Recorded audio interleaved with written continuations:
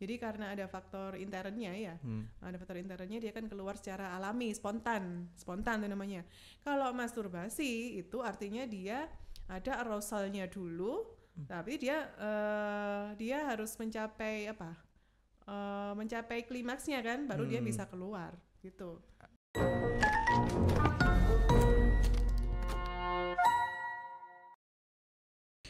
Assalamualaikum warahmatullahi wabarakatuh. Halo sahabat kampus, kembali bersama kami di podcast Ganti Status Siapa Takut. Bersama kami saya Taufik dan saya Dila. Dan siang hari ini kita sudah bersama dengan dokter yang cantik sekali. Siapa nih Dila? Wah, kita kedatangan tamu yang sangat luar biasa nih, Fik. Ada Dr. Nurfianti Indriana, spesialis obstetri dan ginekologi. Halo dokter. Halo, assalamualaikum. Waalaikumsalam. Dr. Nurfi, bagaimana kabarnya, Dok? Alhamdulillah sehat banget. Alhamdulillah. Ya. Sekarang ini dokter kesibukannya apa ya dokter? Ya alhamdulillah saat ini saya masih diberi kesempatan untuk ngajar ya di sini di kampus kita tercinta ini. Selanjutnya saya juga praktisi di rumah sakit, di beberapa rumah sakit di Malang. Udah itu aja. Wah, multi talenta banget ya Dila. Iya, luar biasa banget ya, Fik. Jadi siang ini kita mau ngebahas apa nih Dila? Nah, pas banget nih. Kita kali ini akan membahas tentang reproduksi. Nah, pas banget kan ada Dr. Nurfi yang merupakan ahli di bidangnya. Mungkin sahabat kampus di luar sana ini juga sudah bertanya-tanya, ya udah kepo banget nih terkait apa sih reproduksi, dan mungkin banyak dari teman-teman yang masih awam nih tentang reproduksi itu seperti apa. Nah, mungkin dokter nih, aku sebagai wanita nih dokter, mungkin di luar sana juga banyak yang mengalami hal yang seperti aku rasakan ya. Biasanya datang bulan itu sering gak teratur nih dok. Kadang mungkin bisa sebulan sekali atau mungkin 2 bulan sekali, seperti itu dok. Nah mungkin dokter, apakah haid yang tidak teratur, datang bulan yang tidak teratur tersebut merupakan suatu tanda gangguan atau mungkin hal yang normal dok? Ya oke, terima kasih. Jadi haid itu pada perempuan memang ini ya akan muncul wajarnya normalnya setiap bulan sekali. Kriteria secara diagnosis menstruasi yang normal itu adalah yang pertama bila dia secara jumlah itu normal ya, 80 cc kan kalau kita di medis 80 cc gitu. Untuk jumlah harinya antara 5 sampai 7 hari gitu ya. Dan yang penting lagi adalah dengan siklus yang teratur, ritmenya dia normal gitu ya. Sedangkan variasi pada wanita itu namanya siklus itu enggak selalu sama. Siklus itu bervariasi, rentangnya range-nya antara 21 sampai 35 hari gitu. Jadi kita melihatnya memang dari segi bulan kan. 1 bulan 30 hari, tapi saya munculnya sebulan 2 kali gitu kan. Nah, kita cek dulu. Ini karena kita melihatnya di sisi remaja ya. Jadi siklusnya ini bisa pendek, bisa di antara range antara 21 sampai selama masih 21-35 kita masih anggap normal seperti itu. Jadi kita lihatnya harinya berapa gitu ya. Wah, seperti itu ya. Ternyata haid itu juga ada faktor-faktor tertentu ya, bisa dilihat dari harinya, kemudian frekuensinya, seperti itu ya dokter. Dan mungkin tidak semuanya ini bisa dikatakan tidak normal gitu, tidak seperti itu ya dok. Yeah. Nah ngomong-ngomong nih dok, aku pernah denger nih dok tentang kalau siklus menstruasi yang nggak normal itu menandain kemandulan. Itu benar nggak sih dok? Iya, bisa, itu hanya salah satu tanda. Tapi perlu dievaluasi nanti setelah menikah, karena setelah menikah itu kan pasangannya memang belum punya anak gitu ya, itu kan perlu dicek dua-duanya, ya yang laki iya, yang perempuan iya gitu kan. Kalau perempuan itu memang lebih banyak faktornya, mulai dari rahim, saluran tuba, siklus ovarialnya gitu kan ya. Kalau laki spermanya. Lah kalau yang berkaitan sama siklus menstruasi yang tidak teratur itu berkaitan dengan faktor ovarialnya. Jadi hanya sebagian kecil dari keseluruhan yang harus diperiksa. Itu bisa salah satu tanda tapi belum pasti gitu. Begitu ya dok. Itu dok, berarti apakah nanti setelah menikah itu pola dari menstruasi apakah juga berubah juga dokter, terganggu begitu? Bisa jadi tapi belum tentu. Bisa jadi tapi belum tentu itu sebagai pasti gangguan bahwa dia akan mandul, bukan.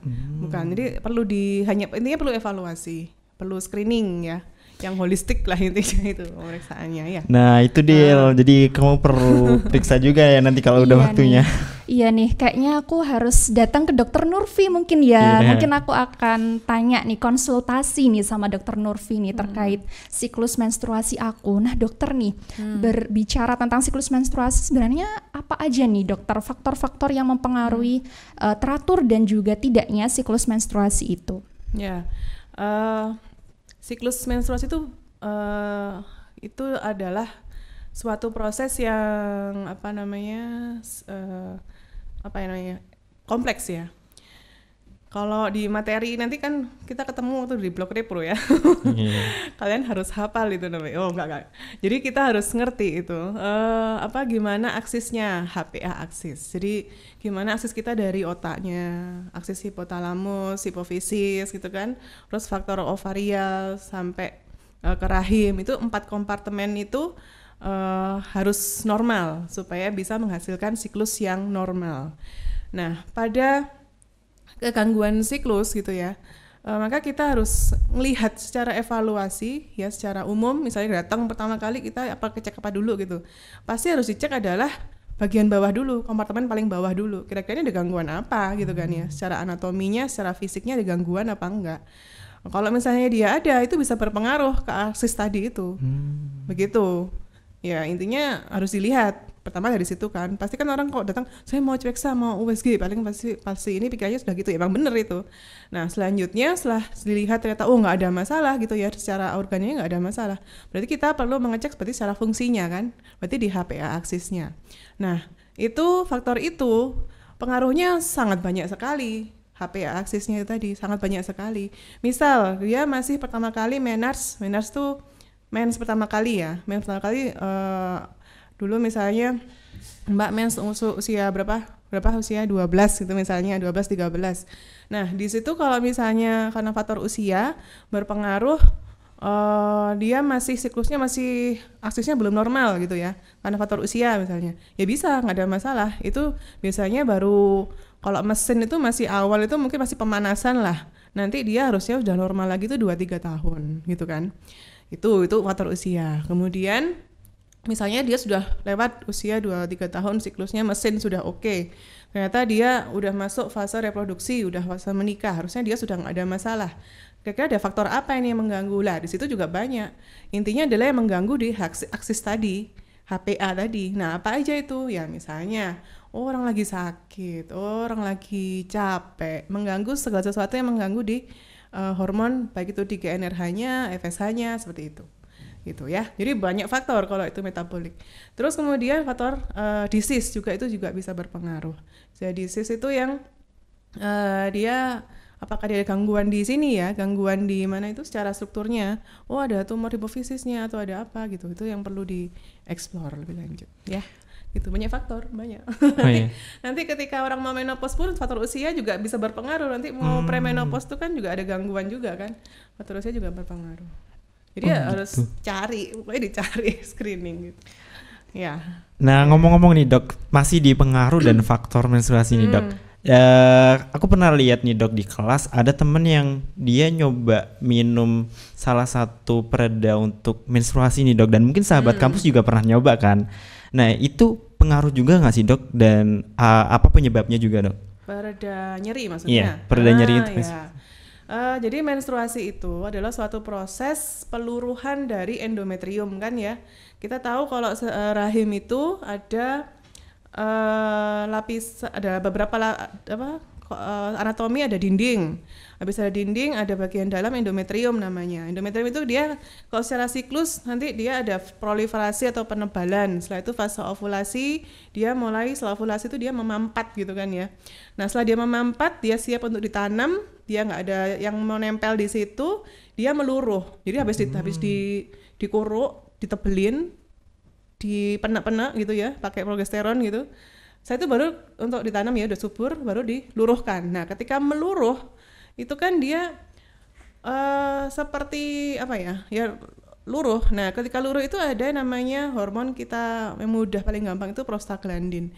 Prostaglandin itu dia akan keluar ya ketika dia menstruasi. Itulah menyebabkan contracted di rahim kita. Kalau contracted dia itu nyeri sekali. Makanya orang itu kalau mens itu bisa resikonya nyeri karena itu. Dengan ambang nyeri orang berbeda-beda. Ada yang dengan cramp pain segitu itu dia biasa aja. Ada yang sampai dia itu jungkir balik gitu kan ya ada. Ada sampai pingsan gitu. Enggak sama gitu ya, intinya enggak sama. Tapi intinya adalah pelepasan itu menyebabkan nyeri. Nah, apa yang kira-kira bisa menghilangkan faktor itu? Ya tadi boleh berarti menggunakan obat yang anti prostaglandin tadi. Menggunakan pengurang nyeri itu memang mengurangi tapi tidak bisa menghilangkan seperti itu, pasti berkurang nyerinya. Jadi gitu. Setiap perempuan itu pasti rasa sakitnya beda-beda ya? Ya. Itu perseptor nyeri, itu pain beda. Wah, ternyata seperti itu ya, Fik. Aku juga baru tahu nih, ternyata kita nih juga bisa meminum obat-obatan untuk meredakan nyeri kita ya, Dok. Nah, apakah itu boleh dikonsumsi setiap harinya, Dok? Misal kita saat menstruasi ini 3 hari pertama ini merasakan nyeri yang sangat luar biasa. Nah, apakah dalam 3 hari tersebut boleh dikonsumsi setiap hari? Atau mungkin ada jarak tertentu nih? Ya. Boleh kalau memang derajatnya dia selalu terganggu, boleh diminum gitu ya. Boleh diminum dengan dosis yang standar. Karena obat itu kan dia ada dosis yang standar gitu ya, ada dosis yang dia maksimal sampai toksik gitu kan ya. Jadi kita harus boleh minum asal dosisnya sesuai ya, intinya peresepan dokter lah intinya, sesuai standar boleh. Tapi yang penting itu bukan masalah itunya, harus dicari nyerinya ini memang murni karena dia prostaglandinnya luruh tadi itu, pelepasan itu, atau ada faktor lain, itu yang harus dicari intinya. Jadi pastikan nggak ada masalah. Kalau emang dia gangguan di situ aja nggak apa-apa minum obat, tapi sesuai dosis yang ideal ya. Seperti itu ya dokter, jadi tetap dikonsumsi dalam jumlah yang aman ya dokter ya, tidak betul. Berlebihan seperti itu. Nah mungkin dari dokter ada tips nih, mungkin dari kita saat mengalami menstruasi nih, para sahabat kampus nih, apalagi yang cewek-cewek ya tentunya, ini ada tips dari dokter enggak untuk meredakan rasa nyeri selain mengkonsumsi obat pereda nyeri, Dok? Ya berarti pain itu sesuatu yang mengganggu gitu kan ya. Untuk pain management itu sebenarnya kita berusaha untuk mengubah pola pikir. Selain kita sudah memberi obat, kita mengubah pola. Jadi I'm fine with this gitu ya. Aku nggak masalah. Dan yang berikutnya adalah altered. Tadi itu diubah. Misalnya dengan memberikan kompres gitu misalnya ya, kompres di sini bawah. Nah, itu kan mengubah persepsi kita, mengubah sensorik kita gitu. Jadi dipakai kompres dingin itu ya, mengubah alterednya. Terus habis itu bisa digunakan dengan konsen ke aktivitas lain gitu. Jadi ya itu tadi istilahnya di altered. Pain-nya itu dibendung, nah seperti itu, diblok. Iya dokter. Kayak dingin atau sesuatu yang sesuai sama dia gitu. Mungkin juga bisa mengalihkan ya dokter ya. Betul, mengalihkan. Jadi ketika kita merasakan nyeri, mungkin kita bisa beraktivitas yang lainnya ya untuk meredakan rasa nyeri itu juga.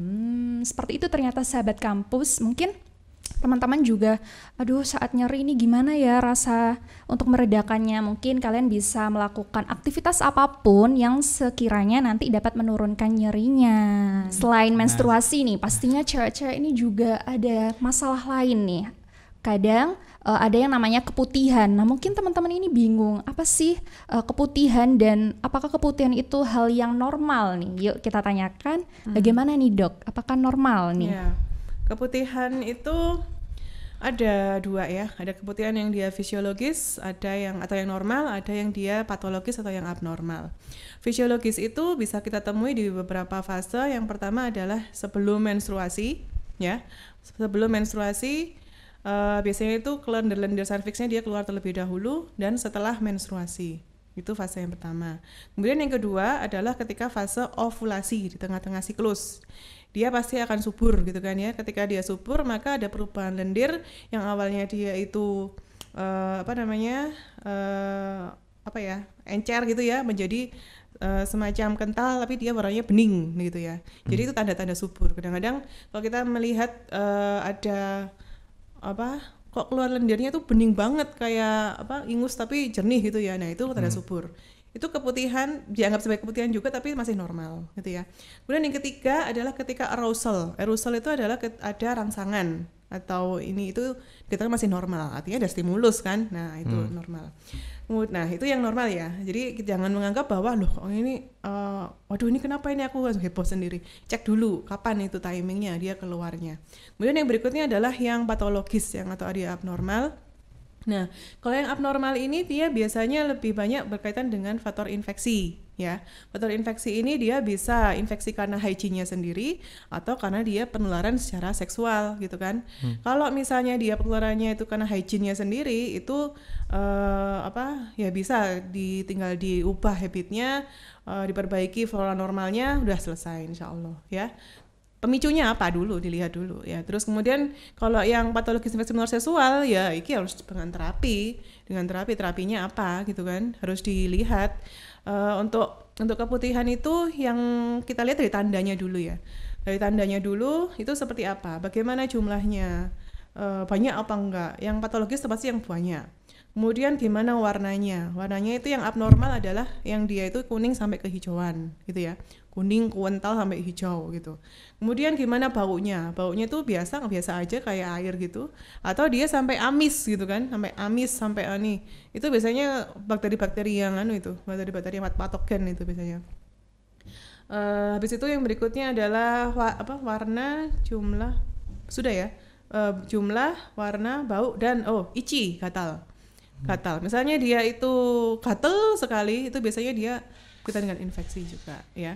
Jadi perlu dicek itu kriteria masuk mana dulu, cek timingnya dan kriteria dari karakteristik dari keputihan atau flor albusnya tadi itu. Kalau misalnya kita yakin, waduh ini kayaknya kok ke arah patologis gitu ya. Nah nanti kalau misalnya ke dokter atau ke tenaga medis gitu ya, itu nanti akan disarankan namanya pemeriksaan khusus, namanya itu vulvovaginal preparat untuk memastikan ini kira-kira ini bakterinya apa gitu kan. Kadang-kadang tidak bisa hanya dengan melihat dengan jenis gini itu ini pasti nggak bisa. Kadang-kadang nggak bisa kita lihat dengan itu, harus pemeriksaan yang lebih spesifik atau penunjang. Jadi bisa pakai preparat basah, preparat kering gitu ya, pakai HIV test atau KOH test gitu-gitu. Jadi harus diperiksa. Nanti dokter yang akan melihat, meninjau, ini kayaknya perlu gitu. Jadi dilihat dulu, dicek dicek karakteristiknya seperti apa gitu ya. Iya.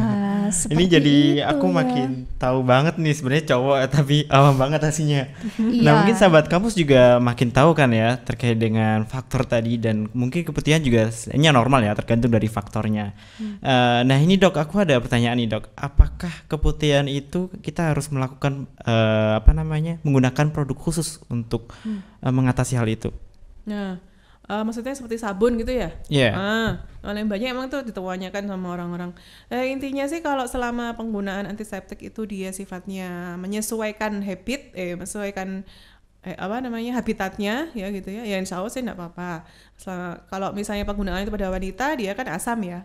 Penggunaannya asam ya bisa. Tapi jangan menggunakan yang basah. Misalnya pakai sabun mandi biasa tuh jangan. Nanti dia akan rusak semua itu flora normalnya yang di daerah situ. Jadi tergantung pH-nya. pH normal di vagina wanita itu biasanya kan 7,2 gitu ya. Itu. Ya, pakai yang asam ya. Boleh. Jadi seperti itu ya dokter. Sebenarnya juga diperbolehkan asalkan dengan pH yang tepat ya dokter. Seperti itu. Nah berarti keputihan ini juga bisa disebabkan karena pola kebersihan juga ya dok? Jadi kalau misalnya kita kurang bersih nih, berarti ini dapat meningkatkan resiko terjadinya keputihan juga dok? Ya, lebih banyak insiden paling tinggi itu faktor kelembapan ya. Faktor kelembapan atau hygiene itu karena faktor kelembapan. Jadi kalau bisa itu penggunaan celana dalam atau ini tuh yang dia bisa ada sirkulasinya itu bagus, nggak lembab gitu ya. Intinya seperti itu. Kalau lembab maka dia akan mengubah pH. Intinya gitu. Ya. Oh, jadi seperti itu ya dok. Makanya biasanya cewek-cewek ini juga nggak boleh menggunakan celana dalam yang ketat seperti itu ya dok. Itu juga merupakan faktor yang mungkin menyebabkan kelembapannya ini jadi meningkat dan akhirnya menyebabkan keputihan seperti itu ya dok. Nah, apakah ini kan pastinya cewek-cewek yang mengalami keputihan ini sangat terganggu mungkin gitu ya dok, merasakan kurang nyaman atau seperti apa. Nah, apakah keputihan ini bisa diatasi dok? Bisa. Insya Allah bisa. Ya tadi ya dilihat dulu. Tadi kan kita menentukan dulu kan sebabnya yang mana tadi kan ya. Kalau secara fisiologis nggak usah dipapain. Ya memang wis wayai gitu ya. Kita cukup observasi aja. Nanti kan pasti akan mengenal kok dirinya sendiri gitu. Oh ini ternyata aku gini gitu kalau fisiologis. Tapi kalau patologis, ini kayaknya nggak normal gitu ya. Insya Allah bisa diatasi gitu ya. Tapi dengan penanganan yang tepat, yang sesuai gitu. Kalau memang dia tidak bisa diatasi dengan hygiene yang baik, maka mungkin perlu tambahan terapi obat yang tadi. Tapi menyesuaikan dengan hasil pemeriksaan penunjangnya. Ini apa ini infeksinya seperti itu, gitu ya. Oh iya, seperti itu ya. Jadi kita juga harus lebih paham nih, lebih aware lagi ya, terutama para cewek nih untuk menjaga kebersihan dan juga organ reproduksi seperti itu. Nah kamu juga nih Fik, mungkin kamu punya pasangan nih, nah itu bisa diingetin juga Fik, karena meskipun kita cowok ya kita juga harus aware nih, meskipun itu masalah-masalah cewek nih biasanya. Iya, jadi makin tahu nih, makin siap buat kedepannya. Wah, mungkin Taufik juga udah punya pasangan nih, siap-siap ya Fik, kasih tahu nih tipsnya nanti. Ngomong-ngomong nih, dokter tadi kita ngebahas tentang masalah yang sering dibicarain sama cewek. Sekarang gantian nih dokter, masalah yang sering dibahas oleh cowok-cowok itu mimpi basah nih. Normal sih dok, kalau seumpama nih saya mimpi basahnya kadang sebulan sekali, kadang 3 bulan sekali, itu normal sih dok? Ya, oke. Mimpi basah itu ya itu kan suatu proses ketika perubahan ya dari pubertinya laki-laki itu ditandai dengan itu memang. Jadi keluarnya sperma yang sebelumnya ditandai dengan mimpi basah ya. Kalau secara normal untuk pengeluaran sperma itu ya malah kalau ini kalau sudah menikah ini yang saya tahu ya saya sudah menikah. Kalau sudah menikah, kalau untuk pengeluaran sperma yang normal ideal itu pematangan sperma itu adalah sekitar antara 48 sampai 72 jam. Ya makanya kenapa kok orang menikah belum punya anak frekuensi dia itu berhubungan ditanyain kapan gitu kan ya. Itu normalnya kan 2 sampai 3 kali dalam seminggu. Nah, itu kan berarti berkaitan dengan itu pematangannya. Kalau dia tuh pematangannya dia sudah sekitar itu, mau dia munculnya seminggu sekali ya masih wajar seperti itu, atau sebulan sekali. Nah sebulan sekali mungkin karena faktor ini ya, faktor lain ya, mungkin lagi sekolah gitu. Dia kan fokusnya ke lain tempat nih ya, dia masih ini bisa nggak apa-apa, nggak masalah. Tapi kalau secara pematangan sekitar itu 8-7 jam itu ya. Jadi itu untuk udah nikah ya dokter ya. Ya. Seperti itu ya, Fik, kamu jadi lebih tahu kan akhirnya. Sahabat kampus juga dong pastinya. Oh iya, benar banget nih.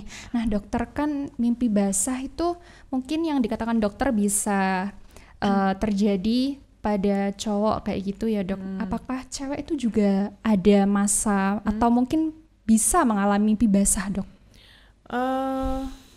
Yes, secara teori ya, secara teori bisa terjadi. Tetapi sepertinya sih jarang gitu pada cewek ya. Cewek itu jarang. Kadang kalau cewek itu sepertinya butuh lebih ke secara ini ya, secara stimulasinya itu secara apa namanya? Ya fisik, secara ini itu lebih banyak di situ kalau perempuan. Kalau laki memang lebih ke mimpi basah gitu ya. Ya itu secara epidemiologi. Nah, cuma tidak menutup kemungkinan perempuan juga bisa mengalami, tapi setahu saya jarang banget. Oh, seperti itu ya dok. Jadi cewek-cewek juga ternyata bisa loh mengalami yang namanya mimpi basah. Baru tahu juga nih aku, Fik. Karena mungkin orang-orang nih seringnya menganggap kalau mimpi basah itu cowok ya, kayak gitu. Ternyata juga bisa. Ternyata cewek juga bisa ya. Nah, ini aku mau nanya lagi nih dok, kepo banget. Kalau lagi kecapean itu bisa nggak sih dok ngeluarin mimpi basah, keluar cairan gitu dok? Oke, kalau capek ya. Kalau apakah itu juga masuk gangguan nih dok? Setahu saya kalau capek itu justru akan keseringan nih ya. Dia justru akan menurunkan sebenarnya, fase-fase seperti di fase tadi itu, arousalnya, stimulannya itu biasanya akan menurunkan. Tetapi kalau muncul gitu ya kalau di cowok mungkin ada faktor untuk yang masalah untuk pelampiasan gitu kan ya. Nah, itu bisa terjadi gitu. Jadi memang orang kan beda-beda ya ininya, tapi kalau secara umum kalau lelah itu biasanya akan menurun ininya. Keinginan itu akan menurun sih biasanya. Kalau kalian menurun, nih biasa juga nggak terjadi biasanya ya sudah bleksek gitu tidur aja kan. Dia kalau lelah itu ada pemulihan kan. Di kita fase tidur tuh fase pemulihan untuk repair dari tubuh kita seperti itu. Wah, ternyata seperti itu, Fik. Nah, itu tadi kan saat lelah ya, Dok. Berarti kalau misal stres atau mungkin kita lagi banyak masalah nih, Dok, itu juga bisa mencegah atau mungkin bisa menurunkan terjadinya mimpi basah seperti itu, Dok? Iya, atau? Bisa. Pada beberapa case itu kalau memang ada stres tuh, ada kan pasangan suami istri juga yang datang ke saya ke praktekan itu. Ini suami saya misalnya habis bisa dapat kerja gitu ya, apa-apa stres itu masalah rumah tangga, nggak bisa berhubungan dok gini. Nah itu kan stresor kan berpengaruh kan ya, berpengaruh sekali. Ada case seperti itu. Nah itu kalau seperti itu maka sebenarnya yang tepat ya kalau untuk laki-laki kita konsulnya ke dokter urologi yang memang spesifik ke masalah andrologi. Nah itu perlu diperiksa stresornya itu sampai mempengaruhi ke hormonalnya apa enggak itu. Kalau dia mempengaruhi ke hormonalnya ya mungkin perlu treatment khusus hormon-hormon tertentu diberikan seperti itu. Tapi kalau misalnya dia nggak sampai mempengaruhi ke hormon, mungkin dia faktor kelelahan aja secara fisik, yang bisa kita konsultasinya kan ke psikolog atau ke psikiatri seperti itu. Gitu. Wah, seperti itu ya. Tadi sempat inget dokter nyampaikan ada kata pelampiasan nih dokter. Nah, ini kaitannya dengan libido nih dok. Sebenarnya libido itu wajar nggak sih dok? Dan apakah orang yang punya pikiran libido yang tinggi itu bisa dikatakan hyperseks gitu dok? Ya, libido itu kan dia munculnya karena dari dalam ya. Munculnya dari dalam. Kalau yang secara alami maka dia ada rangsangan hari hormonal. Misalnya kalau pada wanita munculnya perasaan itu libido itu dia akan muncul bersamaan dengan fase ovulasi. Seperti itu. Mendekati dia ovulasi, tadi saya bilang ada keluar lendir subur, kelihatan itu ya, bisa dilihat itu. Nah, itu nanti dia akan muncul di situ. Kalau perempuan memang sebulan sekali, sebulan sekali dia munculnya. Itu wajar, alami libidonya. Tapi kalau pada laki-laki ya, nah itu bisa jadi dia bersamaan dengan siklus pematangan sperma tadi. Jadi bisa jadi dia seminggu 2 atau 3 kali tadi. 2 atau 3 kali tadi dia bisa. Gitu. Jadi kalau lebih dari itu apakah dikatakan hyper? Nah ini pada definitif ini kalau ini jadi nanti ya lebih aman kita konsulnya ke yang lebih ahli aja deh gitu nanti karena belum tentu loh ya karena kalau misalnya dia secara normal, kalau dia secara hormonal mungkin masih bisa dikatakan normal ya, hormon ya, tapi kalau memang dia hipernya karena memang ada paparan yang terus menerus nah itu kan artinya bukan secara hiper yang hiper karena kelainan kan, artinya kan ada paparan gitu kan. Nah makanya itu kayaknya itu lebih ke coba konsul dulu deh itu mengarah kemana itu gitu. Lihat dulu kasusnya case by case ya, lihat kasusnya case by case. Oh, kayak gitu, Fik. Jadi nggak setiap orang yang punya libido tinggi itu selalu dikatakan, oh dia mengalami hiperseks. Oh, tidak bisa seperti itu ya, Dok. Tentu. Jadi harus konsultasi lebih dalam juga dengan yang ahlinya, kayak gitu. Nah, dokter. Nah, berarti apakah libido itu tiap orang tuh berbeda-beda ya, Dok? Ya, beda. Seperti tadi, perempuan laki aja bisa beda. Gitu. Oh, berarti faktor-faktor apa, Dok, yang bisa menyebabkan tinggi rendahnya libido seseorang? Ya, faktor yang pertama faktor hormonalnya dia sendiri ya, faktor hormonalnya dia sendiri. Ya, kalau misalnya seorang kayak perempuan gitu, dia memang tidak mengalami fase hormonal yang sesuai, dia bisa menurun kan libidonya. Terutama kalau misalnya dia sudah mau menopause gitu kan, itu pasti dia akan ngedrop banget kan, libidonya pasti menurun itu kan ya. Itu faktor hormonal. Tapi kalau dari faktor luar, ya tadi saya bilang, faktor luar itu dipengaruhi oleh apa? Tadi apa stimulannya bagaimana, seperti apa. Kita di lingkungan yang dia adem ayem, aman-aman aja ya, dia nggak akan muncul yang aneh-aneh gitu kan. Nah, gitu. Tergantung ya. Tergantung ya, Dok. Jadi banyak faktor juga nih, Fik. Aku juga baru tahu ya. Nah, dokter, saya juga pernah baca artikel nih, Dok. Ada suatu makanan ya, itu saya pernah membaca kambing kalau tidak salah itu dapat meningkatkan libido, dokter. Apakah itu benar ya, Dok? Ya, memang ada yang berpendapat seperti itu ya, ada yang berpendapat seperti itu. Tapi memang yang namanya protein tinggi dengan itu memang berpotensi ya, berpotensi untuk ada apa namanya positif ya, stimulan positif bisa.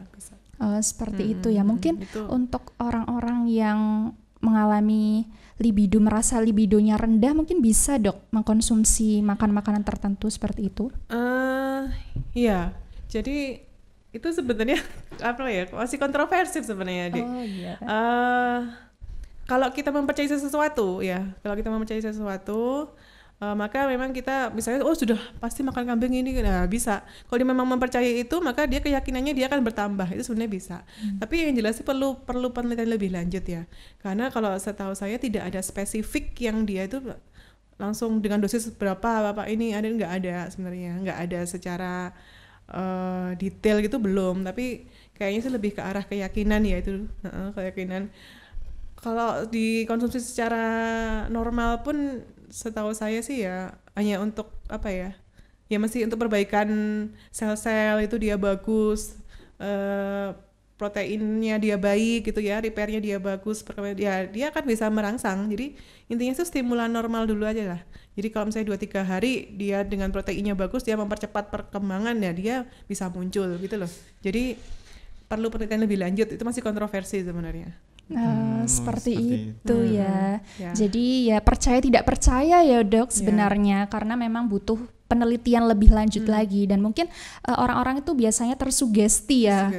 Nah, ada orang yang bilang, oh ternyata kambing ini bisa meningkatkan libido, dimakan dan ternyata karena sugesti tersebut akhirnya oh ternyata libidonya bisa tinggi seperti itu ya. Nah ini, Dok, aku mau balik lagi pertanyaan tadi nih, Dok. Terkait dengan mimpi basah. Mimpi basah itu apakah memang keluar cairan manis secara sendiri atau bisa dikatakan juga masturbasi, dokter? Beda kayaknya ya. Kalau mimpi basah artinya kan dia ada intern ya. Kalau mimpi basah itu intern, dia pasti akan keluar. Jadi karena ada faktor internnya ya, ada faktor internnya, dia akan keluar secara alami, spontan itu namanya. Kalau masturbasi itu artinya dia ada arousalnya dulu, tapi dia harus mencapai mencapai klimaksnya kan, baru dia bisa keluar gitu. Kayaknya secara proses dia berbeda ya. Secara proses kayaknya dia berbeda. Oh begitu. Yang satu dia spontan, yang satu dia buatan ya. Yeah. Nah, dokter, biasanya kan tadi kita sudah bahas masturbasi nih. Aku jadi kepo nih, Fik. Kenapa ya bisa seseorang itu akhirnya melakukan masturbasi seperti itu, dan apakah ada efeknya dokter melakukan masturbasi itu? Kenapa ya? Iya.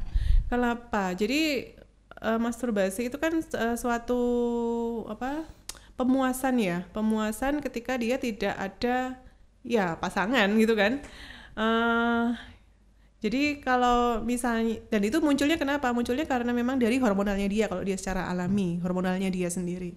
Ya kalau emang dia memang merasa muncul sudah sering gitu kan ya, memang sudah saatnya dia berproses gitu, lebih aman dia menikah memang kan. Nah, apakah ada efeknya? Efeknya itu adalah lebih ke arah psikologis ya, lebih ke arah psikologis. Dia nanti itu takutnya malah kebelebak. Jadi nanti kalau dia nggak mesti terbiasa seperti itu, padahal dia kebutuhannya yang ideal normal adalah dia harus berpasangan atau menikah gitu. Jadi lebih aman sih ya melaksanakan ini ya, yang wajib ya, yang apa tuh, menikah tuh wajib apa bukan?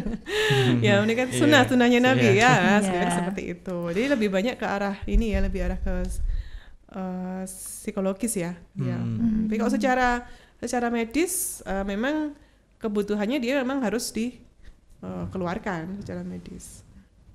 Wah, seperti itu ya dokter. Dan ini nanya lagi nih dokter, apakah bisa sih dokter kita tidak tidur dan juga tidak masturbasi itu bisa mengeluarkan mani dokter?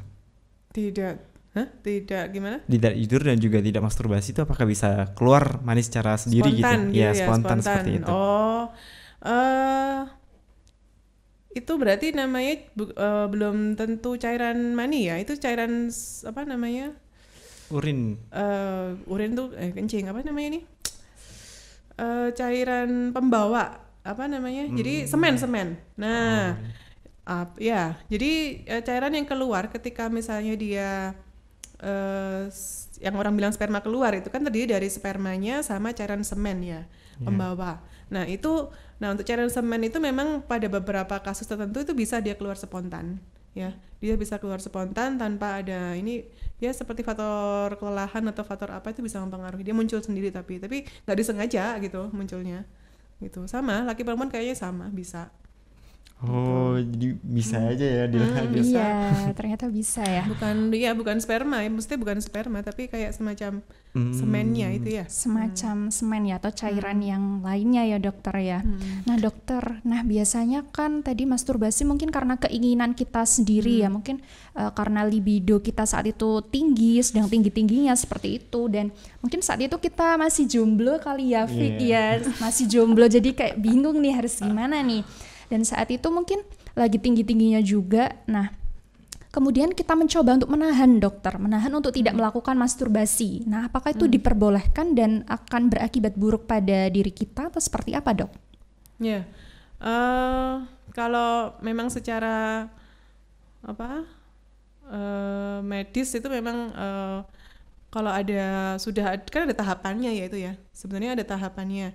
Ada tahapan untuk dia mencapai klimaks itu ada tahapannya. Kalau dia sudah pernah menjalani fase-fase itu, dia menenangkan diri gitu, memang mungkin akan merasa di dirinya ada merasa terganggu gitu misalnya ya.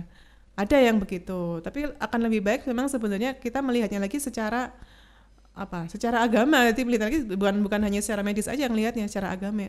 Dengan agama kita bisa melihat bahwa ternyata kalau kita menenangkan diri itu dia akan lebih baik, misalnya lebih sehat untuk dia gitu kan, lebih baik dia lebih menikah. Nah itu kan jadi kita melihat itu tidak hanya dari satu medis aja, tapi kalau dari medis memang yang secara aman ya di pernikahan dia ada fase-fasenya dia melewati dengan baik seperti itu. Gitu ya dokter. Ada fasenya, ada tahapan-tahapannya. Ngomong nih dokter, mungkin sahabat kampus juga pasti bertanya-tanya nih dokter. Tadi dikatakan dalam medis bahwa sperma itu bisa matang dalam waktu 3 minggu, kurang 2-3 kali dalam 1 minggu. Nah, apakah itu berarti kita boleh melakukan masturbasi seminggu itu 3 kali? Apakah itu juga hal yang boleh dilakukan nih dokter? Nah, lihat dari mana dulu nih bolehnya. Ya kalau dari untuk pasangan yang sudah menikah ya memang itu ideal wajarnya ya, normal ya. gitu. Tapi kalau untuk kasusnya remaja ini ya kita melihat dari sisi mana dulu, dari sisi agama berarti kalau misalnya dari agama lebih aman kan sebaiknya tidak gitu kan, yang tidak boleh ya. Nah, itu kan. Nah, dari dokter mungkin ketika seseorang merasa ingin, aduh ini kayaknya aku pengen banget nih melakukan masturbasi, apa sih kayak untuk mencegah hal itu terjadi? Mungkin dari dokter ada tipsnya nih, Dok. Pengen coba banget nih. Ini gak tahu bener apa enggak ini ya. Karena memang yang mendalami masalah kayak gini nih untuk cowok itu kan di urologi ya, secara ilmu andrologi. Iya. Andrologi. Ya intinya kalau lihat kita sebenarnya hampir sama dengan wanita juga. Pada wanita intinya itu ada tahapan, tadi kau bilang tuh. Sebelum mencapai klimaks ada tahapannya. Tahapannya awal itu apa? Pasti ada stimulasi gitu tadi. Maka kalau misalnya ada sensasi, ada rangsangan, coba alihkan dulu, stimulannya akan dulu. Paling banyak itu kita membakar itu dengan hormon kortisolnya dibakar gitu ya, istilahnya orang itu dengan olahraga misalnya, nah itu dibakar gitu, seperti itu. Jadi pengalihannya adalah mengalihkan alternate tadi itu yang alternate. Nah tuh teman-teman jangan, nggak boleh ya dilakukan, harus dialihin kalau mau. Ya menikah. Menikah ya dokter. Dan mungkin untuk yang masih jomblo nih, sahabat kampus yang masih jomblo ya, coba alihkan untuk melakukan kegiatan yang lebih positif ya dokter. Mungkin olahraga atau mungkin melakukan aktivitas lainnya, atau mungkin teman-teman kan biasanya sibuk organisasi, kemudian kegiatan-kegiatan lainnya. Nah itu bisa dialihkan juga ya, agar mungkin dari sebagai dokter ya biasanya ketemu dengan pasien ya, banyak pasien ini ada masalah nih terkait libido atau masturbasi. Mungkin ada hal-hal yang bisa di-sharingkan nih ke sahabat-sahabat kampus gitu dokter. Masturbasi dan libido ini kan masturbasi ini kan dia berkaitan dengan frekuensi yang dia mungkin tidak tersalurkan gitu kan kalau masturbasi. Kalau libido ini, nah kalau ini perlu evaluasi kalau libido. Kalau memang dia idealnya normalnya adalah misalnya kalau cowok sekitar 2-3 kali, kalau perempuan misalnya sebulan sekali. Nah, dia terlalu berlebihan gitu ya. Secara medis itu mungkin perlu evaluasi dulu. Apakah dia mungkin ada gangguan di stimulasi dari hormonalnya, dicek gitu ya. Kalau enggak, dia memang ada gangguan secara psikis atau psikologisnya. Itu dilihat dulu. Tapi kalau gangguan, saya sebenarnya jarang sih menentukan yang pasangan datang dengan itu tuh, sebenarnya jarang. Dia ya itu tadi lebih ke yang non pasangan ya, case seperti itu ya, non pasangan. Jadi kalau saran saya sih gitu aja. Jarang soalnya saya menemukan yang pasangan datang, itu jarang. Iya benar ya dokter. Jadi biasanya harus dievaluasi ya dokter, seperti itu ketika ada masalah libido atau masturbasi seperti itu. Nah evaluasinya tuh apa saja dokter? Kalau secara hormonal berarti kan perlu dicek ya, dia tuh lebih ke arah di sini paling banyak itu. Apakah dari adakah mes atau ada apa yang mengganggu di mana, di brainnya misalnya, dia memproduksi hormonalnya secara berlebihan, kan bisa itu dicek ada gangguan apa enggak, disertai gangguan-gangguan yang lain, misalnya saya sering sakit kepala, sering apa, itu kan perlu dicek ya. Kalau misalnya tidak ada di sana, berarti kan gangguannya fisik aman ya, oke ya, nggak ada masalah. Berarti kita ngelihatnya kan nih ke psikis ya, psikologisnya. Itu mungkin apakah dia digali masalahnya, ini ada apa ini ada masalah yang melatar belakangi dia atau enggak gitu kan, backgroundnya terus dicari dulu. Kalau dia ada backgroundnya, ya itu diperbaiki. Kalau misalnya dia nggak ada, ya mungkin perlu dengan obat-obatan penenang seperti itu. Iya, itu nanti dokter psikiatri yang membantu. Ngomong-ngomong nih dok, kalau ini aku punya teman nih dokter yang mungkin dia lebih dikatakan sering melakukan masturbasi nih dokter. Itu ada solusi nggak sih dok? Karena kalau dikaitin sama agama nanti malah dia berontak juga. Iya benar. Selama dia tidak terganggu, sebenarnya itu juga bukan masalah sebenarnya ya. Tidak mengganggu. Artinya kan kalau dia ada yang case itu dia terlalu berlebihan sampai dia mengganggu aktivitasnya dia nggak bisa konsentrasi menghadapi kegiatan dia saat ini. Dia tidak bisa memahami bahwa saya ada punya prioritas yang lebih daripada sekedar masturbasi gitu misalnya. Nah kalau sampai mengganggu seperti itu ya maka datangilah psikolog atau psikiatri seperti itu. Tapi kalau secara dia tidak terganggu, dia masih bisa memprioritaskan dirinya, ya sudah.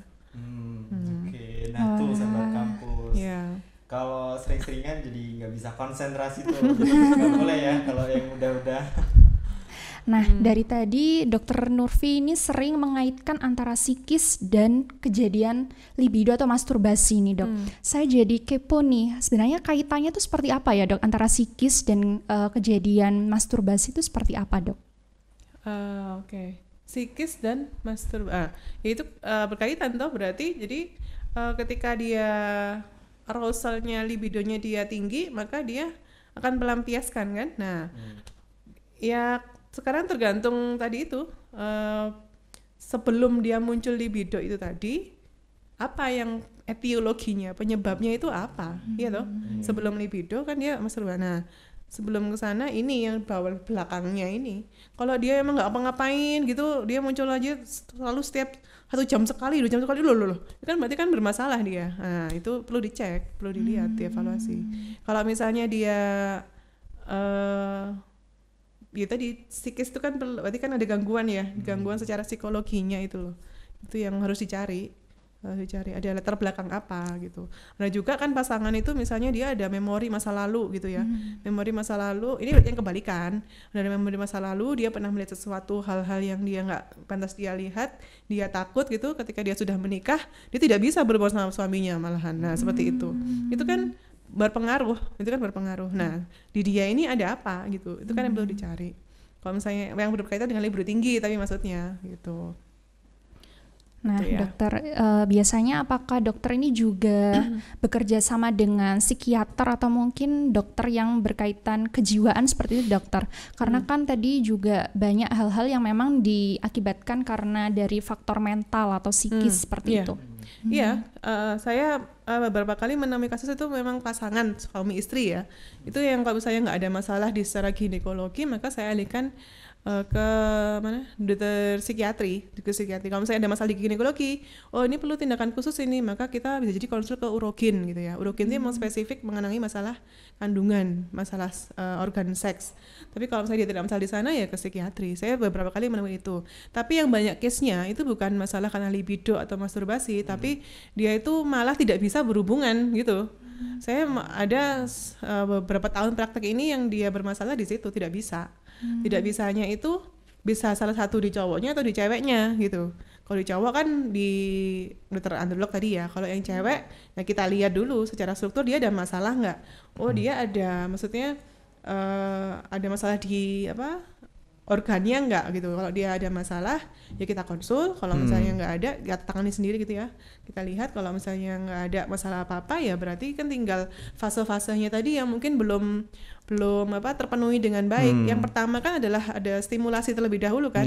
Dia ada stimulasi dulu. Setelah itu dia baru yang istilahnya orang itu foreplay itu loh. Nah, itu foreplay itu dia belum memenuhi foreplaynya, belum tercapai foreplaynya, dia nggak akan bisa naik ke tahapan atasnya lagi seperti itu. Seperti itu ya. Iya, jadi malah kita tuh nanti itu malah ngajari bagaimana caranya foreplay loh. Kayak gitu. Mungkin belum saatnya Iya, ya. belum saatnya. Nah. Belum saatnya untuk mengenal lebih dalam ya. Ngomong-ngomong nih dokter, kalau untuk yang mungkin sahabat kampus juga perlu tahu nih, untuk case yang para remaja itu ada apa aja sih dokter yang mungkin dokter sering nanganin gitu dokter? Remaja perempuan ya? Iya, yang cowok juga dong. Yang saya tahu banyak case-nya memang perempuan. Kalau remaja itu yang paling bawahnya adalah gangguan haid atau gangguan menstruasi tadi ya. Keputihan itu cenderung jarang sih kalau anak masih remaja, jarang sekali. Yang paling banyak itu gangguan haid. Gangguan haid itu yang dia lebih sering adalah yang malah masih jarang-jarang haidnya. Itu banyak sekali, nggak 1-2. Jadi kalau misalnya nanti punya adik, jadi tadi kan ngomongnya pacar, cowok, kan adik terutama ya. Kalau misalnya punya adik yang misalnya masih baru pertama kali menstruasi gitu, terus dia setahun 2 tahun ini ibunya bingung, waduh kok nggak maminya bingung gitu ya, adik misalnya tahu, oh nggak apa-apa kalau setahun 2 tahun pertama nggak usah bingung dulu gitu.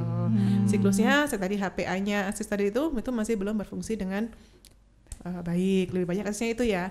Jadi masalah gangguan haid, ada keputihan tapi jarang.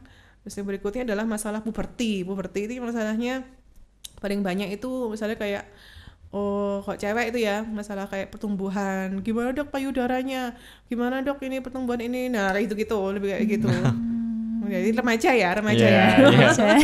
Nah Dila nih harus jaga kesehatan nih berarti ya. Iya Kalau benar yang banget. cowok mungkin perlu segmen khusus ini kayaknya. Banyak kasusnya. Ya nanti ditanyakan ke dokter yang lebih ahli, gitu dokter. Bisa mengundang ke dokter urolog atau androlog gitu. Iya dokter. Tapi dokter sebenarnya cowok dan cewek ini resikonya itu sama nggak dok? Untuk bisa, maksudnya untuk mengalami gangguan reproduksi ini apakah resikonya sama atau mungkin cewek-cewek ini resikonya lebih besar dok? Yang namanya resiko pasti hampir sama ya. Kalau yang namanya resiko hampir sama. Cuma variasinya kalau perempuan memang lebih banyak. Variasinya lebih banyak, gitu aja. Iya. Jadi untuk sebenarnya cowok-cewek ini sama aja ya. Mungkin kalau misal kita kurang menjaga kesehatan ya rentan untuk terkena gangguan ya seperti itu ya dok. Ya. Nah begitu. Nah mungkin ini dok, ada nggak sih dok pesan untuk para remaja sekarang untuk menghadapi masalah remaja yang berkaitan dengan reproduksi ini dok, nggak cuma cewek aja, cowok, ada nggak sih dok? Pesan ya? Pesan, jadi kalau untuk para remaja gitu ya, sahabat kampus semua gitu. Intinya permasalahan pada perempuan, laki di usia remaja itu tidak perlu dipikirkan terlalu dalam gitu. Intinya adalah coba dikomunikasikan. Ya seperti kita ini, kita diskusi gitu kan ya. Intinya adalah dikomunikasikan. Sudah banyak ahlinya ya. Apalagi di kampus ini ketemu masalah kandungan, oke, ketemu saya yuk, gitu. Kalau untuk masalah yang cowok-cowok sebenarnya ke dokter urologi ya kata tadi ya. Nah itu ya. Jadi intinya komunikasikan terlebih dahulu. Apakah yang saya alami ini, tanyakan dulu, normal nggak sih dok gitu. Jadi jangan dipikir sendiri. Orang tuh kalau misalnya tipenya karakternya dia tuh introvert, mikir sendiri, jadi terganggu malah dia yang lain-lain. Intinya sekarang ini eranya era keterbukaan. Jadi seperti eranya Gen Z ya. Nah, ini sudah informasi teknologi udah di mana-mana. Nah, intinya adalah mencari tahu, komunikasikan, intinya itu. Apakah yang saya alami ini seperti apa sih? Normal apa enggak sih gitu. Cukup konsultasi, komunikasikan aja, itu aja. Ya, tapi dengan komunikasi yang terarah ya, artinya itu cari informasi yang sesuai, yang memang dia itu di platform-platform yang memang edukasinya tepat gitu, jangan yang yang mungkin mengarahkan ke yang hal-hal yang kurang baik seperti itu, begitu ya. Iya, wah luar biasa banget ya sharing hari ini. Aku jadi semakin paham nih Fik tentang reproduksi, tentang menstruasi, keputihan, libido, bahkan sampai masturbasi nih yang tadinya aku nih kayak masih apa ya ini. Nah sekarang ini jadi lebih tahu dan pastinya buat kita dan juga sahabat kampus nantinya akan lebih aware lagi ya untuk menjaga kesehatan reproduksi. Bener banget tuh, hari ini dapat insight banyak ya dokter ya dari dokter. Terima kasih banyak dokter. Iya, terima kasih banyak dokter. Nah untuk teman-teman nih sahabat kampus lainnya mungkin masih kepo atau mungkin pengen tahu, pengen denger lagi nih podcast kita kali ini. Nah kalian nanti bisa langsung choose untuk follow Instagram dan juga TikTok dengan nama Suara PSG_UIN Malang. Dan jangan lupa tonton YouTube di channel UIN Malang dan jangan lupa like, comment, and subscribe. Wassalamualaikum warahmatullahi wabarakatuh. Ganti status. Siapa takut?